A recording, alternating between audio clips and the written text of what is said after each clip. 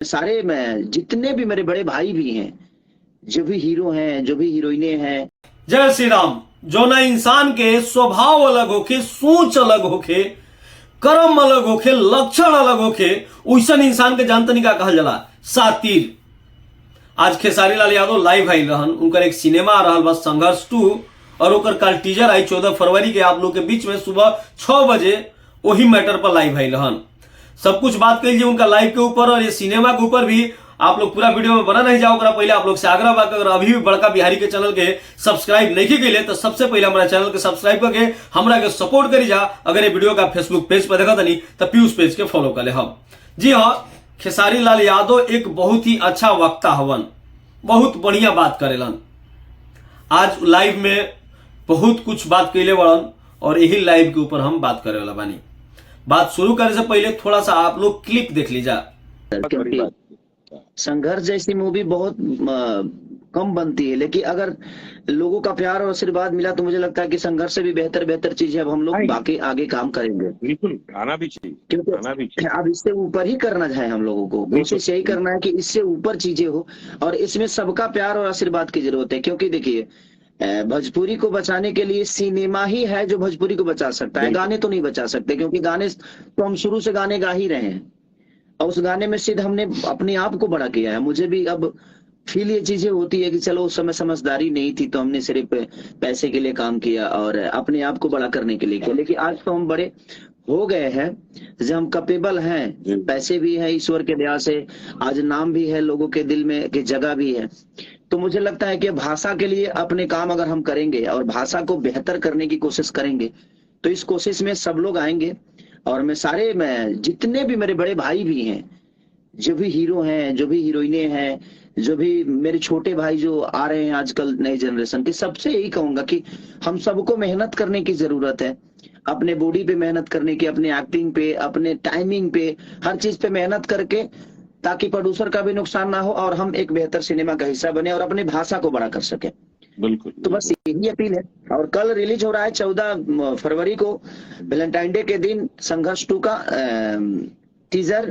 तो आप कितना सुबह 6 बजे आप जो क्लिप देखनी है, इनमें खेसारी लाल यादव हाथ जोड़ के सब लोग से कहत रहन कि हमारे भोजपुरी इंडस्ट्री में चाहे बड़ा भाई होके, चाहे छोटा होके, चाहे हीरो होके, चाहे गायक होके, चाहे जो अभी नया आइल बड़न, सब लोग के इस सिनेमा के सपोर्ट करे के चाहिए। एकदम बात तो सही बा कि चाहे इंडस्ट्रीज होके, चाहे घर होके, चाहे समाज होके, गांव होके, जिला होके, या फिर राज्य होके, या फिर देश होके, जहां एकता ना होई उजा विकास बहुत कम हो जाई। वो गाड़ी के पहिया बड़ी धीरे धीरे घूमे लगी। सब कुछ मिल के एकजुट हो के जे काम करेला वो बहुत तेजी से विकास करेला। जैसे साउथ इंडस्ट्रीज जो ना के खेसारी लाल यादव चर्चा भी कैला हन कि साउथ सिनेमा विकास कर गई। अब हमनियों के विकास करे के समय बा, दुनिया के दिखावे के समय बा कि हमरो भाषा में इतना अच्छा सिनेमा बनेला। ई खेसारी लाल यादव के का नाम रहे कि बहुत अच्छा सिनेमा संघर्ष 2 बा। खैर कालो को टीजर आवे वाला बा, टीजर देख के ही पता चल जाए कि कितना अच्छा बाटे। लेकिन हम बात करे वाला बानी वो सोच के ऊपर जोन आज खेसारी लाल यादव के दिखाई देला सा अपना लाइव में। अगर इतना ही समझदारी बा कि सब लोग जब तक एकजुट ना हुई तब तक ये इंडस्ट्रीज के विकास ना हुई, अकेला चना भाड़ नहीं फोड़ सकत, तो फिर भैया ऐसा ऐसा बात बोल के, ऐसा ऐसा गाना गवा के, ऐसा ऐसा गाना गा के विवाद का है, जाति में अलग अलग इंडस्ट्रीज के बाटल कहे गए। हम कमाई ना इंडस्ट्री से या फिर भोजपुरी के दर्शक कमालन इंडस्ट्री से? अपने पैर पर अपने कुल्हाड़ी काहे मारत रहो कबो कबो? अपना आप के बड़ा दिखावे के चक्कर में भाषा के एकदम नीचा गिरा देते रहो, दर्शक के बांट देते रहो। और अब महसूस होता है कि सब लोग एकजुट होके संघर्ष 2 जैसा मूवी के पेन इंडिया लेवल के मूवी बनावे के चाहिए, सपोर्ट करे के चाहिए। तारा तो सपोर्ट के कोनो जरूरत नहीं है। तारा तो ईर्ष्या बा, तारा तो लड़ाई बा, तारा कंपटीशन बा, तारा भाषा के बांटे के बा, तारा इंडस्ट्रीज के खत्म करे के बा। ताहार जोन करम बा उसे तो यह लागेला बाकी जौन तार सोच बा अब पता ना वो अलग कैसे बाटे। जो ना इंसान के सोच कुछ और होके, कर्म कुछ और होके, वो इंसान हम आप लोग से बताई हा कि बड़ी विचित्र होला। बाकी आपन राय हमारा कमेंट बॉक्स में जरूर रखब जा।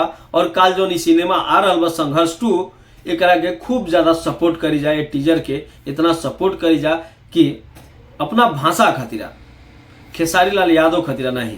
और एक चीज और, भोजपुरी में खाली इहे एगो सिनेमा नइखे आवत खेसारी भैया, बहुत सारा सिनेमा आ रहल बा, ओकर टीजर आ रहल बा। जब तारा सपोर्ट के जरूरत बा तो पहले तारा सपोर्ट करे के पड़ी। जितना भी सिनेमा आ रहल बा, छोटा के होखे, बड़ा स्टार के होखे, केहू के होखे, तू कोगो सिनेमा के सपोर्ट कैला, यानी तू जौन कैले बड़ा संघर्ष 2 मूवी वो बहुत अच्छा बा, बाकी लोग जौन कैले बा वो बहुत बुरा बा, तबे तो तू सपोर्ट नहीं करता और अपना सिनेमा के सपोर्ट मांगता रहा। ये कहां से उचित बा? ये कहां से उचित बा कि आप लोग के बाटम और आपके आके लोग सपोर्ट करें?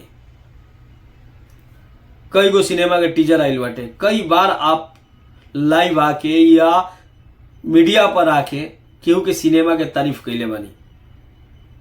सपोर्ट आपके जरूरत बा। आप खुला मंच पर कहत नहीं कि हमारे बड़ भाई यानी पवन सिंह आगे सिनेमा के सपोर्ट करस, हमारे छोट भाई यानी जितना अंकुश राजा, रितेश पांडे, कल्लू, जितना भी बा लोग ये सिनेमा के सपोर्ट करे लो।